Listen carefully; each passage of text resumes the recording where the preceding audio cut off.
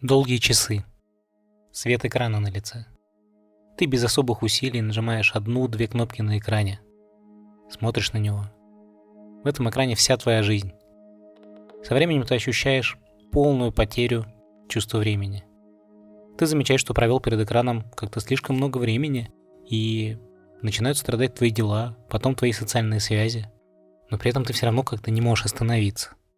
Вам может показаться, что я говорю о зависимости от социальных сетей или, например, от игр.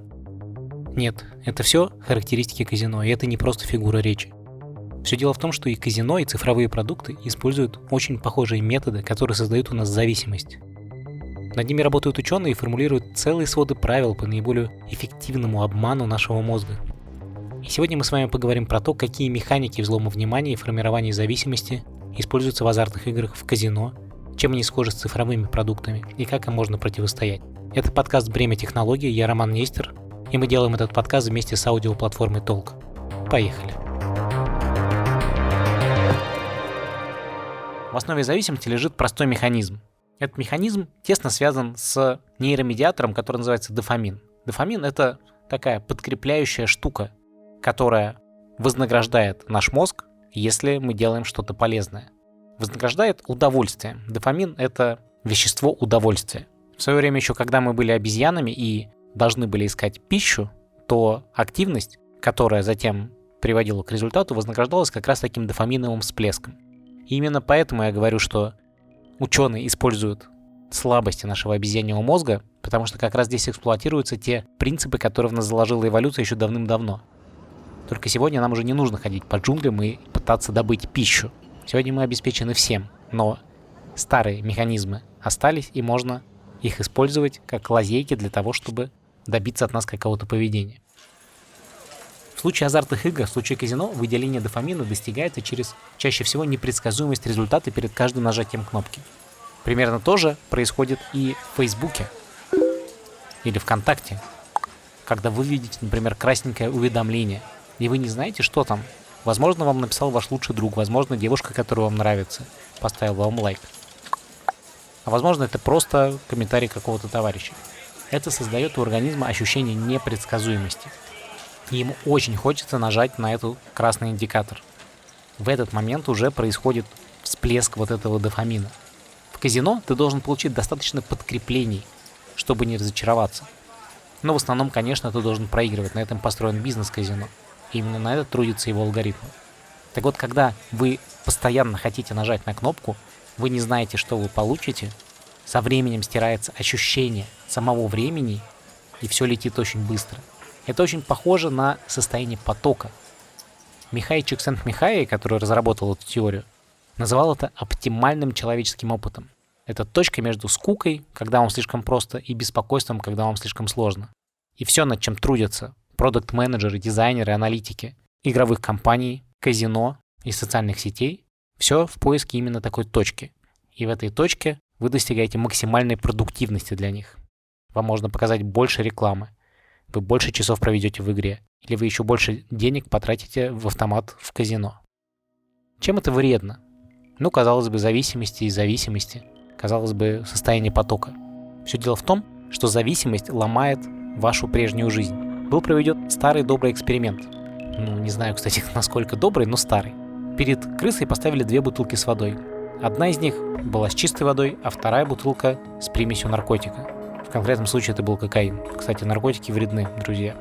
Лишний раз должен об этом напомнить. Крысе давали попить. Естественно, попив из бутылки с водой, она насыщалась и долго к ней не возвращалась. Но стоило ей попробовать вот эту вторую воду, воду с наркотиком, крыса начинала пить, потом еще. В ее мозге срабатывал тот самый дофамин, который подкреплял ее действия. И в основном крысы чаще всего убивали себя в итоге. Они не могли вовремя остановиться. И наркотик в сочетании с невероятным количеством воды просто уничтожал их организм. Вот вам живой эксперимент и метафора, которая показывает, что делает с вами зависимость.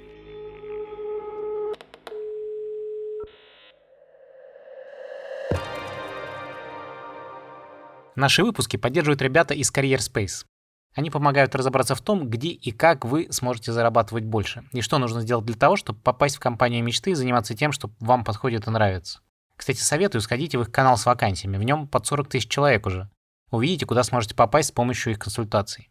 Вообще, я регулярно вижу у себя в магистратуре вышки колоссальную проблему с тем, что даже пройдя кучу компаний, многие хорошие профессионалы тратят невероятное количество времени впустую. Ну, например, они могли бы давно стать продуктом и получать огромное удовольствие от своей работы. Но сейчас в компании, где человек работает, есть только позиция аналитика. И он сидит и дожидается, не понимая, что можно, к примеру, переупаковать свое портфолио, постучаться в подходящие компании и даже, может быть, найти другой путь внутри своей собственной. И все это потерянные годы времени, которого им никто не вернет. И, честно говоря, мне на это очень-очень больно смотреть. Я всегда смотрю на то, кто делает конкретный бизнес. Все дело в том, что, по-моему, много проходных компаний, которые сделали люди, конкретно не в теме. Но этот проект сделала Арина Хромова, автор довольно клевого канала про карьеру, на который, кстати, сам подписан. Она даже в свое время руководила карьерным центром Высшей школы экономики. И она отлично разбирается в том, что делает. Как строить нетворк за рубежом, как строить карьеру здесь в новых условиях, как принимать карьерные решения, что делать, если вы выгорели и не понимаете, куда двигаться дальше. Здесь в Career Space вам помогут. Сначала вы можете просто отправить запрос, в котором описать, что вам нужна поддержка. Ни один такой запрос ребята не оставляют без внимания, честно отвечают, смогут ли помочь. Кому-то отказывают, и, на мой взгляд, это, кстати, правильный и разумный подход. Затем под запрос собирается целая команда специалистов, которые помогают вам на протяжении всей работы. Вы сможете задавать им неограниченное количество вопросов и получать поддержку текстом в чате онлайн.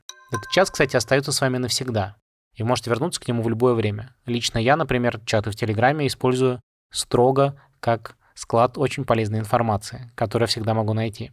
Месяц такой карьерной поддержки и вовлечения команды в ваш кейс по промокоду «Технологии» будет стоить 7990 рублей. Хотя обычно только одна часовая консультация у классного специалиста может стоить около 10 тысяч.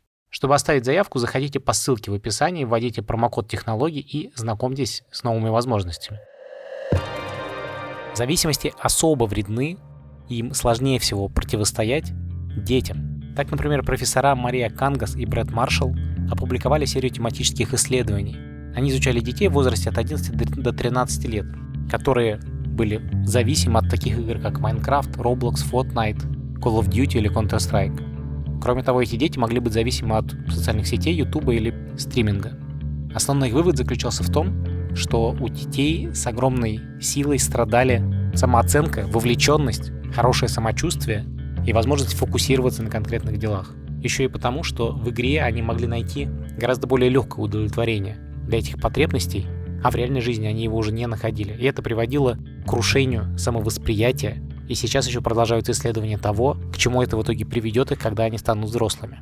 Ухудшается качество сна. Человек в такой зависимости теряет друзей, теряет работу. Он проводит безумное количество времени перед экраном. В 2021 году время, которое люди проводят перед экранами, подскочило до 8 часов 39 минут в день. Это данные про Америку. В чем же сходство между цифровыми продуктами, которые построены на максимальном вовлечении, и казино? Самый главный продукт, который дает 70% выручки казино, это так называемые слот-машины. Их еще называют однорукий бандит. Это машина, в которой вы нажимаете одну кнопку, и на экране высвечивается ряд фигур, которые, если они совпадут, самый известный символ — это вот такие 3 семерки в ряд, то вы выигрываете. Вы слышите звук монет, и вам выпадает какой-то выигрыш.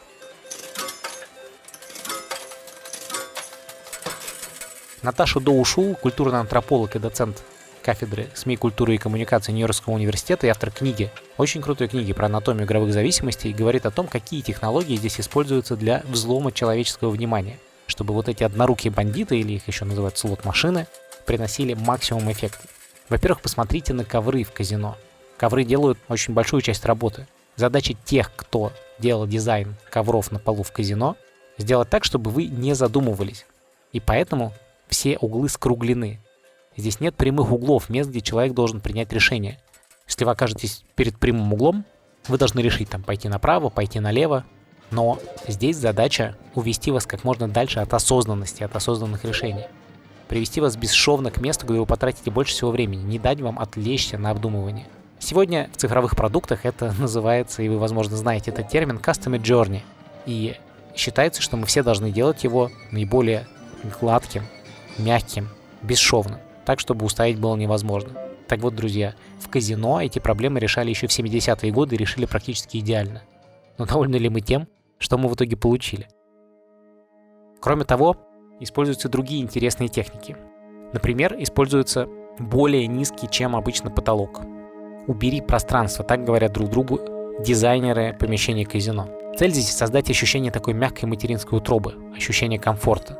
Есть даже статистика, по которой самые прибыльные однорукие бандиты находятся в уголках, в нишах, в так называемых заповедниках для игры, где человек чувствует себя защищенным. В казино даже есть своя целевая метрика, которая звучит как непрерывная игровая продуктивность.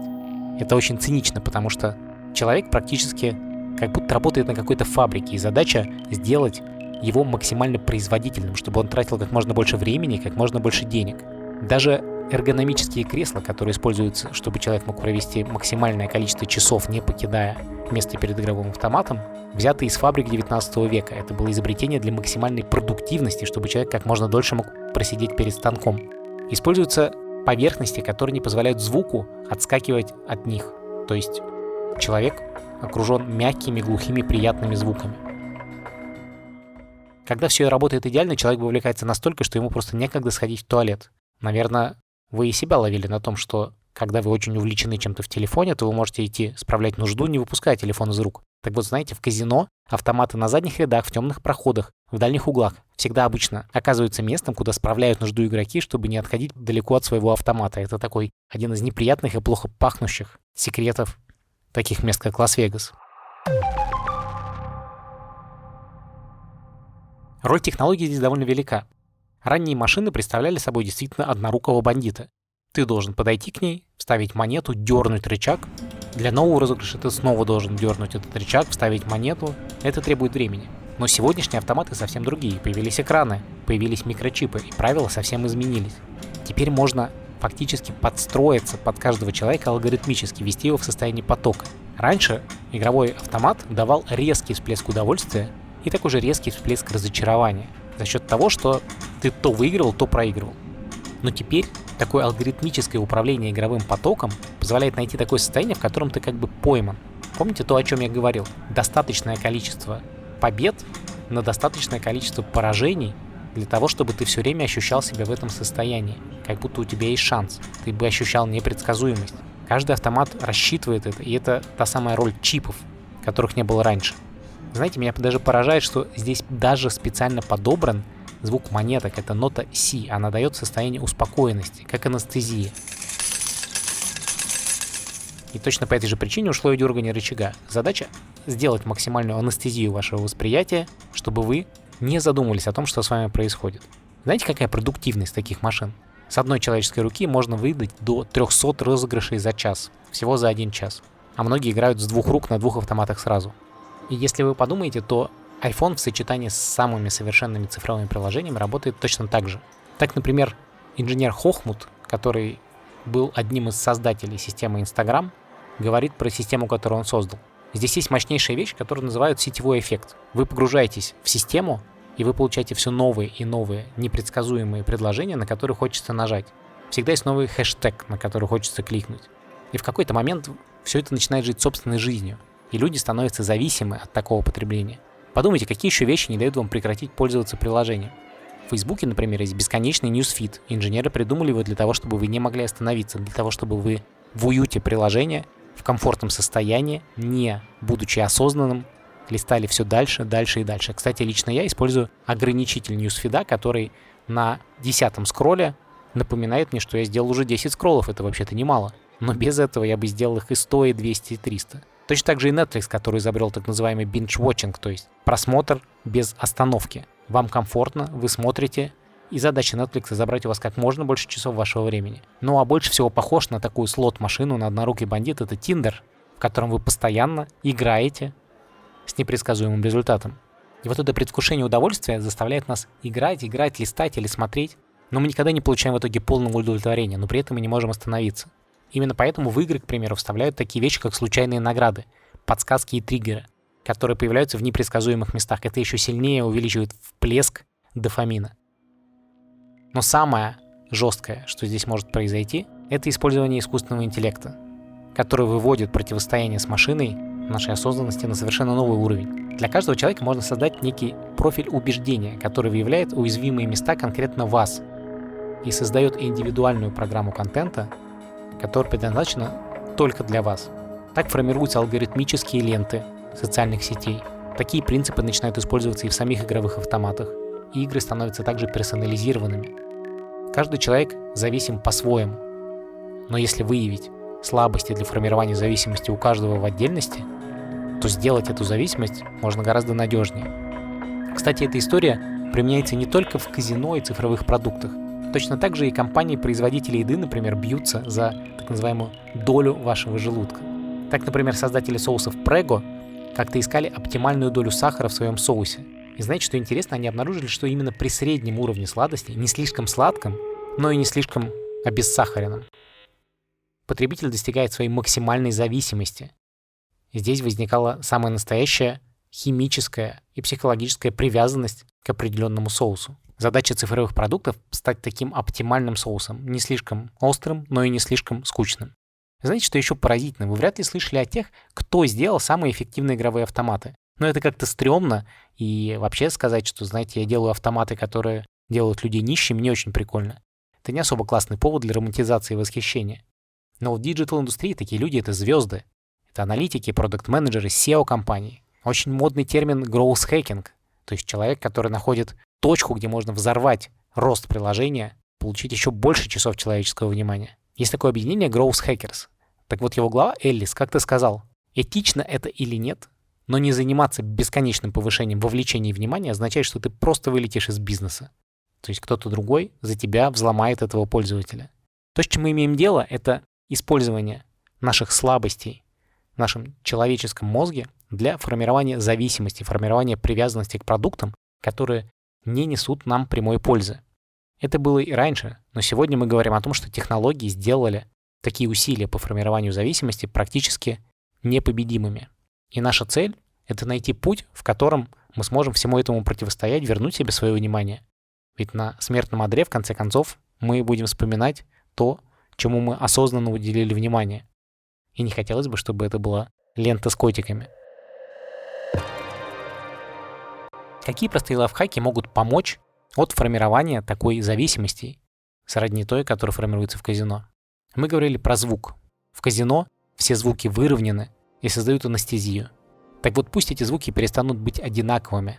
Сделайте так, чтобы каждому отдельному человеку из тех, что часто вам пишут или звонят, соответствовал свой звук. Этот функционал есть в айфоне, он есть во многих мессенджерах, но обычно никто им не пользуется. Проблема здесь в том, что одинаковая вибрация создает ощущение той самой непредсказуемости. Я не знаю, кто мне звонит, Греф или рекламщики из банка. Так вот, если вы поставите разные сигналы, то ожидание будет формироваться еще до того, как вы потянетесь рукой за телефоном. И иногда вы просто нажмете кнопку отбоя звонка прямо в кармане. То есть здесь основной принцип — достигать вот этого большего количества так называемых прямых углов, там, где вам надо принять решение, где вам надо вернуться в реальность, где вам нужно перестать делать повторяющиеся одинаковые действия. Используйте специальные приложения, которые создают это трение. Я использую целую пачку и на компьютере, и на телефоне, которые блокируют мне ленту через 10 минут, которые блокируют мне бесконечный скролл, которые постоянно заставляют меня возвращаться в реальность. В казино-индустрии такой принцип тоже как-то был применен. Например, в Канаде казино разрабатывали алгоритмы, которые должны были вмешаться, когда у пользователя появляются признаки зависимости. Представьте, вы играете в автомате, сидите уже 12-й час, вы потратили большую часть своих денег, и в этот момент появляется уведомление: друг, тебе надо сделать паузу. Как говорят профессионалы, это все-таки способ для компании не быть этичными, а просто сделать так, чтобы ваша база лояльных пользователей не выжигалась дотла. Но это очень полезно с точки зрения того, что это действительно может помочь человеку. И сейчас мы можем увидеть, что компании внедряют такие точки замедления опыта. И в частности, Apple в новых версиях своей iOS все больше и больше вводит штук, которые могут вам в этом помочь. Например, фича «Экранное время». Обязательно воспользуйтесь ей. Вообще, чем больше вы будете замечать в продуктах, которыми вы пользуетесь, вот этих тактик казиношных машин в дизайне этих продуктов, тем легче вам будет быть осознанными в использовании цифровых продуктов. Осознанность — это на самом деле самый главный ключ. Но просто сказать: чуваки, будьте осознанны, как-то глупо. Это так не работает. И поэтому мы и дальше будем разбирать возможности жить в цифровом минимализме, при этом не терять всей той пользы, которую вам дают технологии. И еще 2 самых главных принципа. Не осуждайте ни себя, ни других за то, что вы, возможно, чувствуете себя зависимыми от цифровых продуктов. Против вас действительно мощная индустрия, действительно серьезные технологии. Если вы будете депрессовать и переживать от того, что вы ощущаете себя зависимыми или будете обвинять своего партнера в семье, от этого никому лучше точно не станет. Ну и самое главное, ищите живого общения. В том самом эксперименте с крысами, про который я сказал, когда было 2 бутылки, одна была с наркотиком, и крысы доводили себя до смерти. Все изменилось, когда в эксперимент добавили других крыс. Когда крысам было с кем поиграть, с кем пообщаться, когда они прекрасно проводили время друг с другом, как ни удивительно, но у них не возникало зависимости от воды с наркотиком. Они пили обычную воду и прекрасно себя чувствовали. Представляете, просто добавление живого общения изменило исход эксперимента. Спасло жизнь этим бедным крысам. Это был подкаст «Бремя технологий», и мы с вами сегодня говорили про технологии, которые формируют зависимости. Дальше мы будем разбирать разные аспекты того, как наше общество взаимодействует с технологиями, и, конечно, будем искать те рецепты, которые помогут нам чувствовать себя лучше, использовать технологии на благо для своей жизни, так, как они на самом деле изначально и задумывались. Все эти темы мы раскроем в следующих выпусках и поговорим обязательно про цифровой минимализм, в который я очень верю и который я считаю, буквально тем, что каждый из нас должен осваивать. Это был Рома Нестер, «Бремя технологий». Кстати, если ты слушаешь этот подкаст, подумай, не слишком ли много времени ты сегодня провел за своим телефоном? И, возможно, тебе стоит поделать сегодня что-то еще. Люби свою жизнь такой, какая она есть. До новых встреч, пока.